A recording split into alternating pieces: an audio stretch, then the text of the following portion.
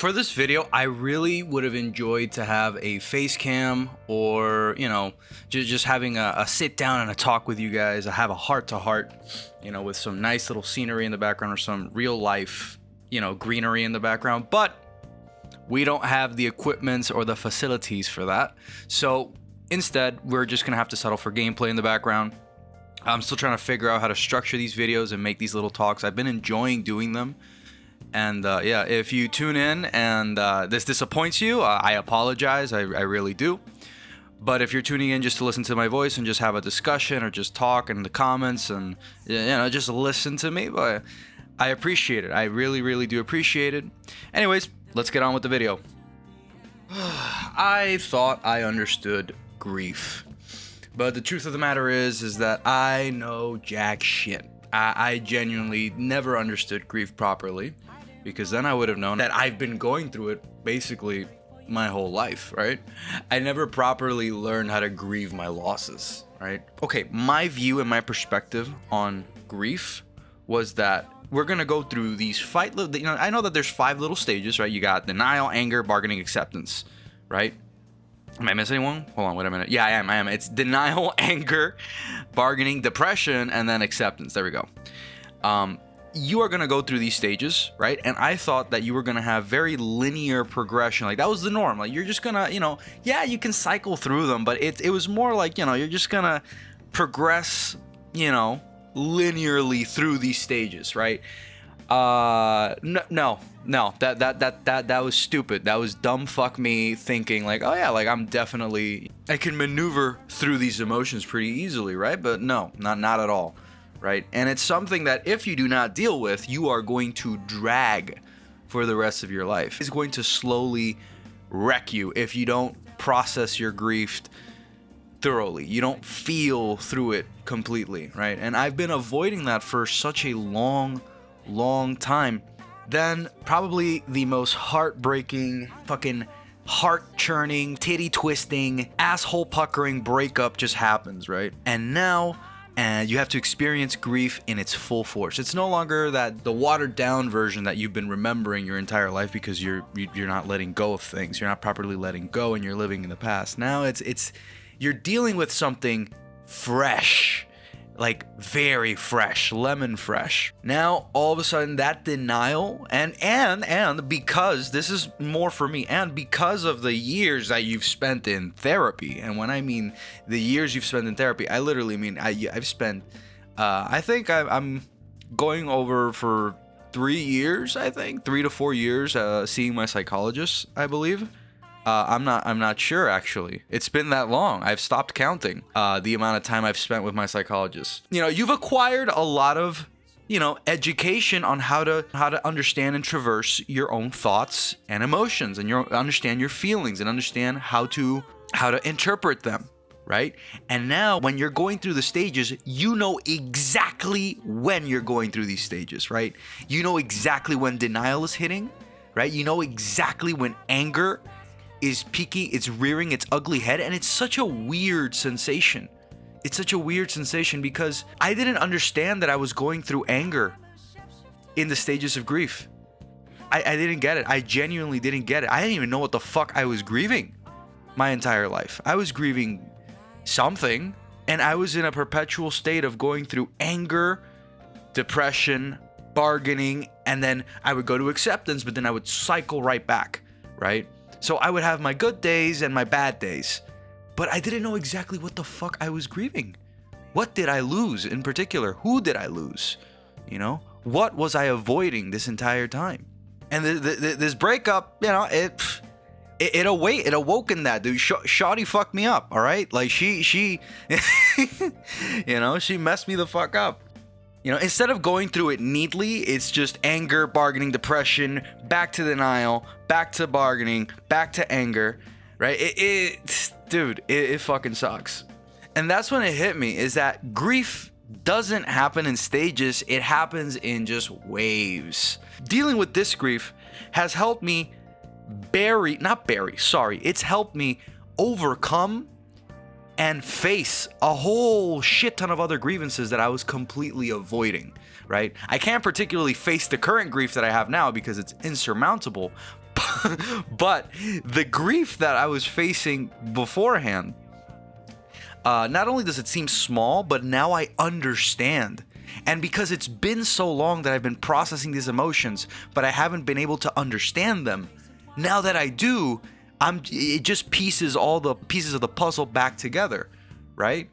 And it makes all of the progress that I've been yearning for and needing within my therapy and within my life quite literally happen like instantly. I'm like in a flow state trying to solve problem solving, in my head. And obviously when I'm doing things out, like it's like my brain just accepts the reality of like, yeah, just don't do this coping mechanism that is fucking harming you anymore. For example, fucking gooning. Don't fucking goon anymore. Stop gaming for like 5 hours a fucking day and actually, handle business outside. Start going outside and handling business. Stop being locked inside your door and isolating yourself from others. Now I want to leave the house. It's not leave the house to just go out and let's hang out with someone so that I can avoid it. No, I just want to go out and be the fuck alone, right? But not alone in a sad way, right? Alone in a discovery way, right? Uncertainty doesn't scare me anymore. That was something that I was I was and am a very fearful man. I'm an incredibly fearful and insecure man. But now that uncertainty, that fear of what if, I'm finally seeing it as like, oh, this could be this is exciting. This could be exciting. This could be something cool. Something cool can happen here. I can have something, something interesting. This could be a potential adventure. Instead of seeing it like, oh no, I'm gonna fucking die. Oh no, this horrible thing is gonna fucking happen. Oh my god, I'm gonna spend so much money on this. Oh no, I'm not gonna have fun. I'm not thinking about that shit anymore.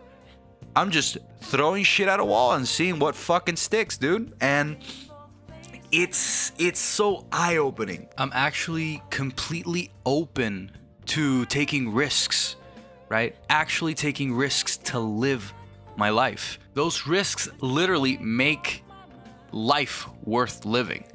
This is not me excusing a developing gambling addiction, I promise.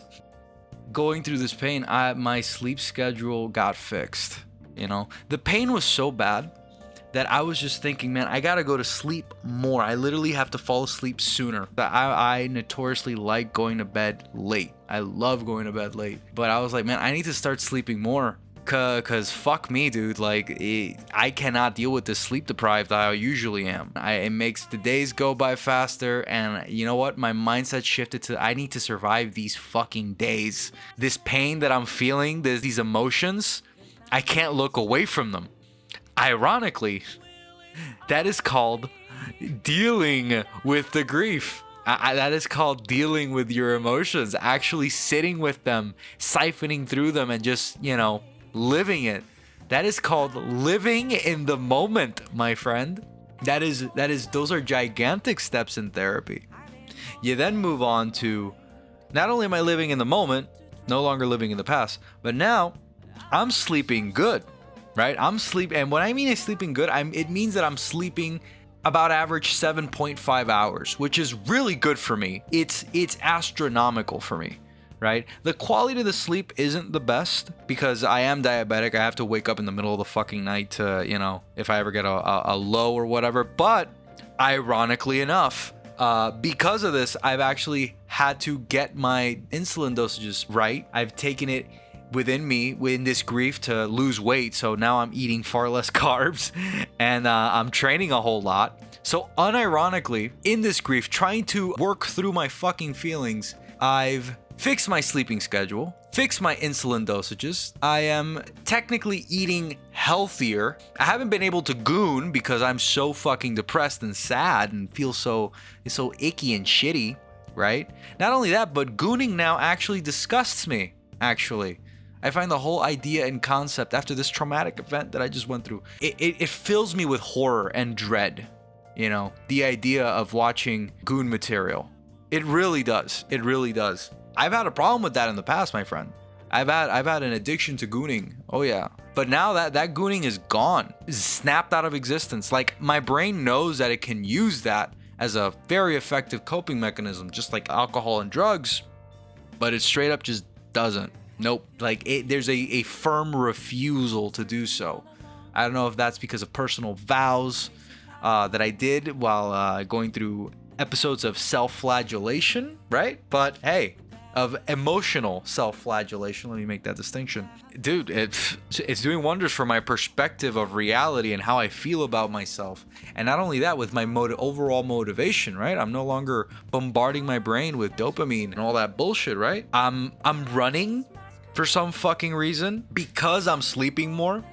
My ability to think and regulate myself and regulate what I do, my self-control, all of that is so much better. My output and motivation to do things is so much fucking higher. All because I genuinely did not want to stay awake past 11 fucking a.m. because the depression would hit and the overthinking would hit and it would be a fucking nightmare, man. Right? I would be on my phone and literally every time I would enter Reels or TikToks, I would genuinely just get bombarded with just heartbreaking fucking video, one after the other, either calling me a pussy because she fucking left me, or telling my sobby ass like, oh, she's coming back, don't worry, like everything's gonna be all right, don't worry, everything's gonna function, you know, all your friends left you behind because of such and such, like literally just feeding into each and every one of my fucking insecurities, dude. And just because I don't want to deal with that, I'm like, you know what, I'm just not gonna fucking watch any of this shit at all. I'm not gonna use any of this stupid fucking social media. I'm just gonna shut this shit off and go to bed. You know, like there's a lot of positive stuff going on. You know, my therapist said, hey man, this is a completely new experience for you, right? You are dealing with an immense amount of grief, right? When I was talking to my therapist, that motherfucker was tearing up. I was talking about him about my grief and my grievances and how I felt and the whole story and the whole shebang and accepting the fact that, you know, I fucking sucked. I fucked up and I need to move on and whatever, right? I was just expressing myself. And brother, I don't know, I was expressing a lot of pain, a lot of heavy pain that I went through these entire weeks, dude. I'm not gonna lie to you, bro. I was the sewer slide, right?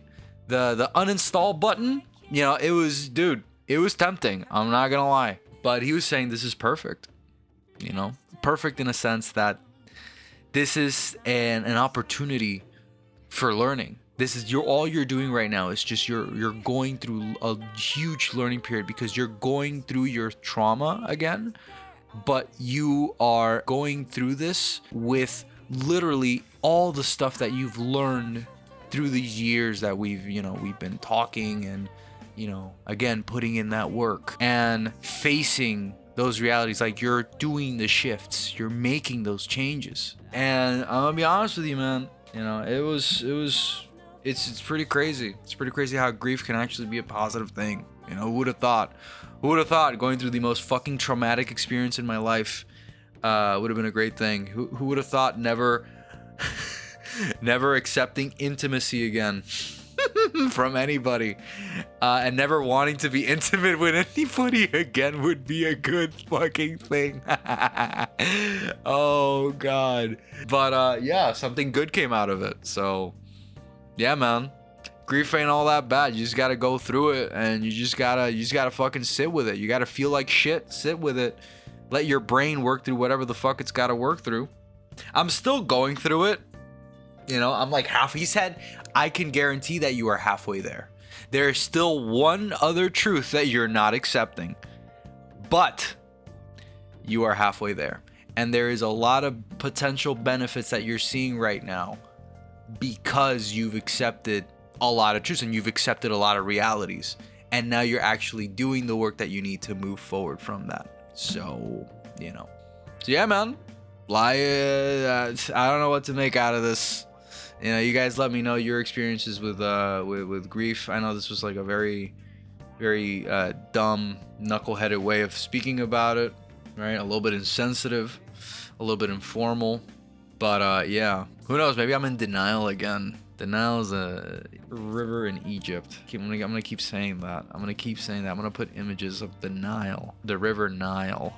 Yeah. Fuck you guys.